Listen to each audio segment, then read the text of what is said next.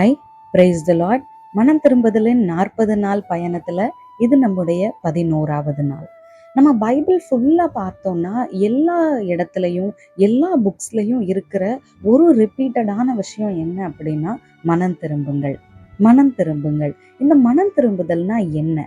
நாமளும் இந்த முந்தைய 10 நாட்கள்ல நாம பார்த்தோம். ஆண்டவர் நம்ம இடத்துல இருந்து என்ன எதிர்பார்க்கிறார், நம்ம ஆண்டவர் இடத்துல இருந்து எப்படி பூரணமான மன்னிப்பை பெற்றுக்கொள்றது அப்படின்றதெல்லாம் நம்ம பார்த்தோம். ஆனா இன்னைக்கு மனம் திரும்புதல்னா உண்மையா என்ன அப்படின்னு எசேக்கியேல் 18வது அதிகாரத்துல நாம பார்க்க போறோம். ஆவியானவர் தாமே உணர்வுள்ள இருதயத்தை தந்து நம்மை நடத்துவாராக. எசேக்கியேல் 18வது அதிகாரத்துல பார்க்கும்போது ஆண்டவர் மனம் திரும்புங்கள் அப்படின்னு சொல்றதுக்கு முன்பாக ஒரு காரியத்தை சொல்றாரு. உங்களுக்கு புது இருதயத்தையும் புது ஆவியையும் உண்டு பண்ணி கொள்ளுங்கள், இஸ்ரவேல் வம்சத்தாரே நீங்கள் ஏன் சாக வேண்டும் அப்படின்னு சொல்லி ஆண்டவர் சொல்லுகிற அந்த காரியத்தை நம்ம பார்க்கிறோம். அப்போ மனம் திரும்புதல் அப்படின்னா புது இருதயத்தையும் புது ஆவியையும் நமக்குள்ள ஆண்டவர் உண்டு பண்ண விடுறதுதான், உருவாக்க ஆண்டவரை ஆவியானவரை அனுமதிக்கிற ஒரு ப்ராசஸ் தான் இந்த மனம் திரும்புதல்.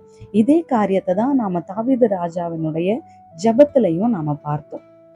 ஆனா இந்த அதிகாரங்கள்ல முன்னாடி உள்ள வசனங்களை நாம பார்க்கும்போது துன்மார்க்கன் தான் செய்த துன்மார்க்கத்தை விட்டு விலகி நீதியையும் நியாயத்தையும் செய்வானேயாகில் அவன் தன் ஆத்துமாவை பிழைக்க பண்ணுவான். அப்போ நாம எந்த பாவத்துல இருந்தாலும் நம்மளுடைய மீறுதல்களையும் நம்முடைய தப்பிதங்களையும் நம்ம உண்மையா மனம் திரும்பி அதுல இருந்து நாம எச்சரிப்படைந்து ஆண்டவரிடத்துல வந்து புது இருதயத்தையும் புது ஆவியையும் நாம பெற்றுக்கொள்ளும் போது நாம சாகிறவர்களாய் அல்லாம, அதாவது சாவு அப்படின்றது என்ன அப்படின்னா, நம்ம ஆதியாகமத்துல பார்த்தோம்னா ஆதாமுக்கும் ஏவாளுக்கும் ஆண்டவர் சொல்லுவாரு, அந்த மரத்தின் கனியை புசிக்கும் நாளிலே சாகவே சாவீர்கள் அப்படின்னு சொல்லி. ஆனா அதுக்கப்புறம் அவங்க வாழ்ந்தாங்க. அப்போ அந்த சாவுக்கு என்ன அர்த்தம் அப்படின்னா, ஆண்டவர்கிட்ட இருந்து நிரந்தரமா நம்ம பிரிக்கப்படுதல், ஆவியானவருடைய பிரசன்னத்தை நாம உணரக்கூடாம போகுதல்.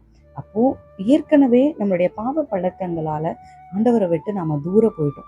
இனியும் நாம தூரமா போனோம்னா நம்மளுடைய பாவங்கள் மரணத்தை விளைவிக்கும்.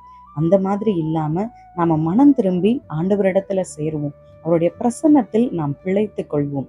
வெளிப்படுத்துதல்ல நாம பார்க்கிறோம், ஆண்டவர் சொல்லுகிறார், அநியாயம் செய்கிறவன் இன்னும் அநியாயம் செய்யட்டும், நீதி செய்கிறவன் இன்னும் நீதி செய்யட்டும், அவனவன் செய்கிறதற்கு தக்கதான பலன் என்னோட கூட வருகிறது அப்படின்னு சொல்லி. ஆனா ஆண்டவர் ஒரு நாளும் துன்மார்க்கன் தன்னுடைய துன்மார்க்கத்துல மறிக்கிறது அவருக்கு சித்தம் அல்ல.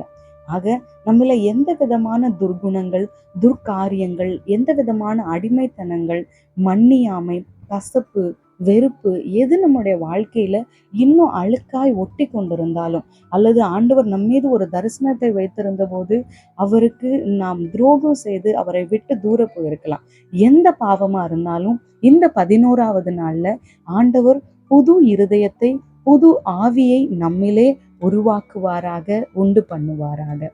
என்னையும் உங்களுடைய ஜெபங்களிலே நினைவு கொள்ளுங்கள். நாளைக்கு சந்திப்போம். May God bless you.